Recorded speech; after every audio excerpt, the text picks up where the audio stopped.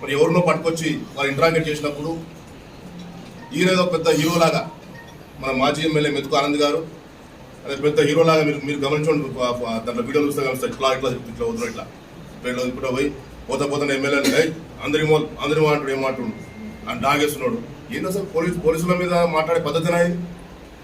మీరు ఒక మాజీ ఎమ్మెల్యే, మీరు 5 సంవత్సరాలు ఎమ్మెల్యే చేసారు, మీ ప్రభుత్వం ఉండే, మరి మీరు ఇంకా ఎమ్మెల్యే లాగానే మేము ప్రవర్తిస్తూ ఉన్నారు.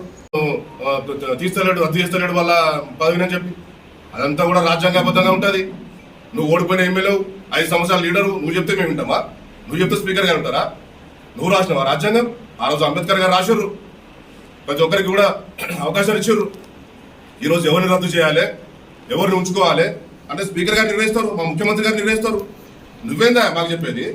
నువ్వు చెప్తే ఈ స్థాయిలో మేము ఉన్నామా ఈరోజు? కాబట్టి దొంగలందరూ కూడా మీరే, పెద్ద దొంగవు నువ్వు చెప్తా ఉన్నావు. అన్ని మొత్తం ఎక్కడ అవుతా అక్కడ భూములు కబ్జా చేసింది నువ్వు. వికారాబాద్ పట్టణంలో ఉన్నటువంటి కాంగ్రెస్ పార్టీ నాయకులకు తెలుసు, బీఆర్ఎస్ పార్టీ నాయకులకు తెలుసు, ప్రజలకు తెలుసు. ఇంచుమించుగా 200 ఎకరాల భూములు నువ్వు సంపాదించుకున్నావు 5 సంవత్సరాలలో. మరి నువ్వు కబ్జా చేయండి, మరి నువ్వు ఈ భూములు కబ్జా చేయండి, లేకుంటే నువ్వు సెటిల్మెంట్ చేయండి. నీకు 200 ఎకరాల భూమి ఎక్కడికి వెళ్ళి వచ్చింది? నువ్వు మా స్పీకర్ గారి చుట్టూ చెప్తా చెప్తున్నావు. మా స్పీకర్ గారి జీవితం తెల్ల కాగితం లాంటిది.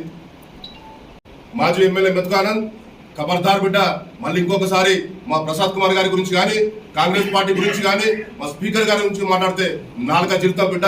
ఎక్కడ నిన్ను అడ్డుకుంటాం, రోడ్ల మీద తిరగనీయం, నిన్ను వికారాబాద్ కూడా రానియం అని చెప్పి నేను ఈరోజు సవినయంగా నేను హెచ్చరిస్తా ఉన్నా బిడ్డ. స్పీకర్ గారిని నువ్వు అనడము, ఆయనకు సంబంధమే లేని ఒక ఇష్యూలో ఆయన లాగి ఇది మాట్లాడడం అనేది ఎంతవరకు కరెక్ట్ తెలియదు. నా గవర్నమెంట్లో నేను ఎమ్మెల్యే ఉన్నప్పుడు ఒక్కరి మీద కూడా కేసులు పెట్టాలి అని అంటున్నాను. వీళ్ళందరూ ప్రూఫ్తో సహా కేసులు చూపించింది.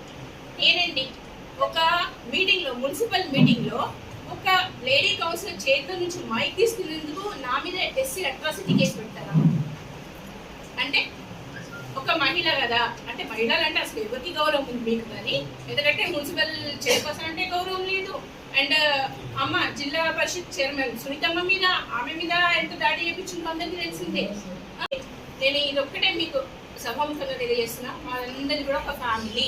ఏం చిన్న పొరపాట్లు అవి ఉంటే కామన్. ఒక ఫ్యామిలీలో అన్నకి తమ్ముడికి కూడా కొంచెం కొట్లాట్లు అయితేనే ఉంటాయి, తర్వాత అందరు సర్దుకపోతూనే ఉంటారు. సో ఇలాంటిది ఏదో పట్టుకొని ఇష్యూ చేసి అదంతా మాత్రం కరెక్ట్ కాదు. ఆనంద్ గారు మీకు ఒకటే చెప్తున్నాను, అందరినీ గౌరవించడం మాత్రం నేర్చుకుంటారు. మీరు ఎప్పుడు పిలిస్తే కూడా వికారాబాద్ మర్పదికి రావాలంటే మేము వస్తాం, మీరు కూడా వికారాబాద్కి రావాలంటే రండి. ఏది ఏమైనా సరే ఎవరికి కూడా భయపడే అవసరం మనకు లేదు. కాబట్టి మీరందరూ కూడా కాంగ్రెస్ పార్టీ ఐక్యత ఉన్నాం.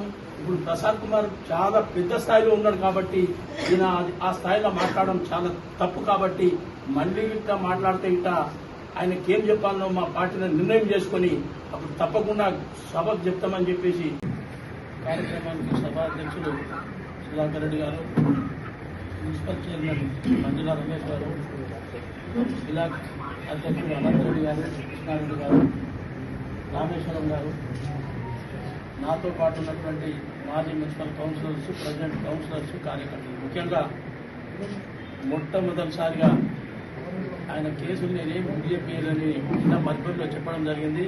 21 కేసు వికారాబాదు, దాంతో పాటుగా 13 కిషన్ నాయక్, అంటే 35 కేసులు ఉన్నాయి. టౌన్ కాంగ్రెస్కి ఇస్తున్నా, ఇది ఏం చేస్తారో టౌన్ కాంగ్రెస్ ఆలోచన చేసి చెప్పాలి. కాబట్టి ఏదైతే మెతుకు ఆనంద్ గారు చాలా మేధావి ఉండే, ఈ మేధావి అంటే ఆయన చెప్పుకుంటే నాకు డబుల్ డిగ్రీ ఉన్నదని చెప్పి నిన్న మధ్యలో ప్రూఫ్ చేసుకున్నాను. ఎందుకంటే అన్పార్లమెంట్ లాంగ్వేజ్ మాట్లాడాడు ఎక్కడ చూసినా.